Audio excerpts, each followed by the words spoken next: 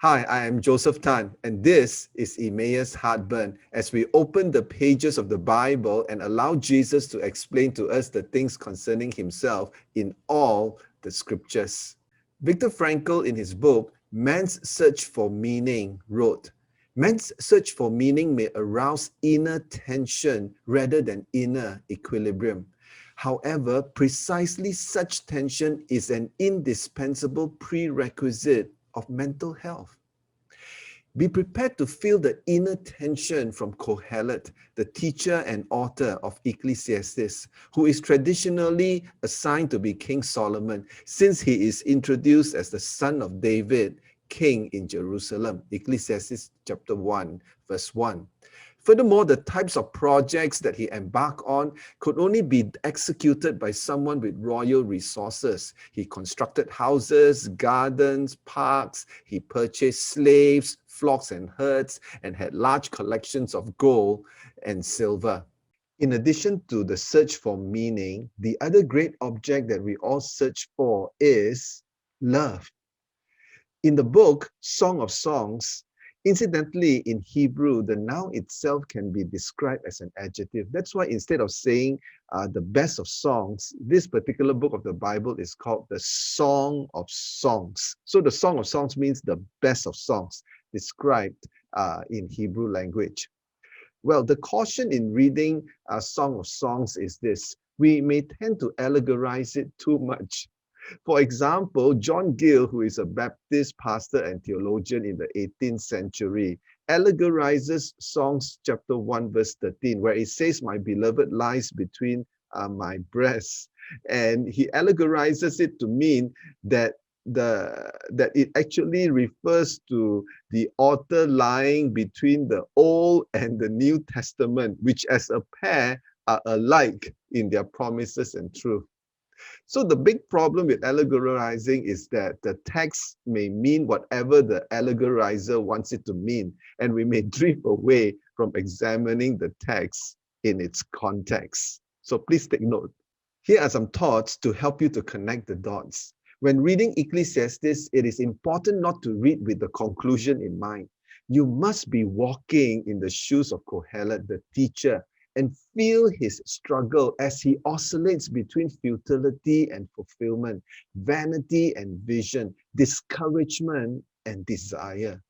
The key is not to attempt to resolve the contradictions raised by Qohelet, but to reflect on it instead.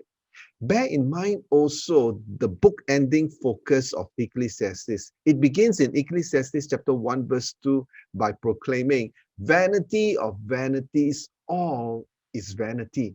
And it ends in Ecclesiastes chapter 12, verse 8 by the same proclamation, vanity of vanities, all is vanity.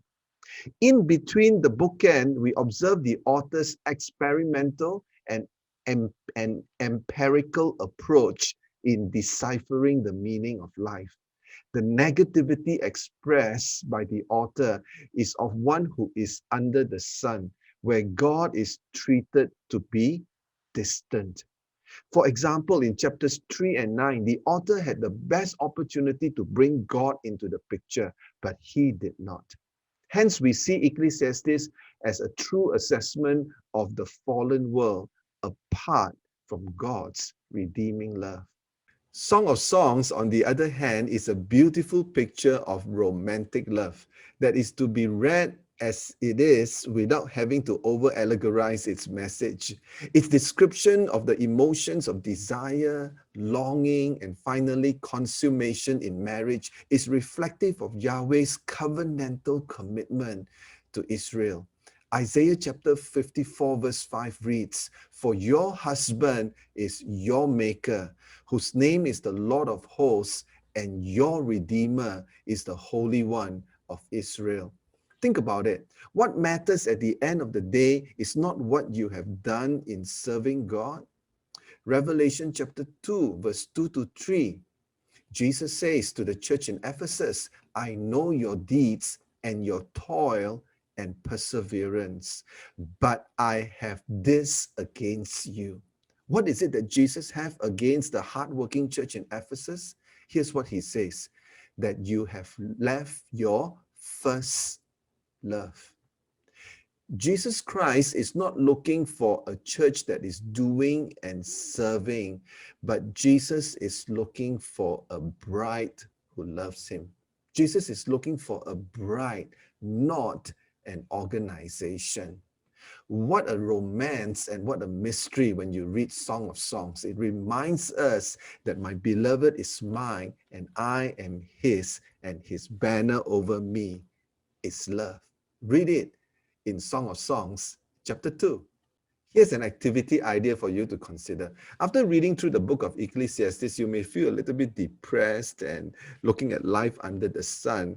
Well, read Psalms chapter 73. Psalms 73, after you have gone through Ecclesiastes, and you will discover that while both the psalmist and Qohelet, the author of Ecclesiastes, struggled through the vanities of life, the psalmist had an additional above the sun perspective, which brought things into wise focus. It was the perspective of being in the sanctuary of God while observing the vanities of life. Check it out. Read through Psalm 73. It will give you an insightful perspective as how life can be, not only just under the sun, but above the sun as well. Check it out.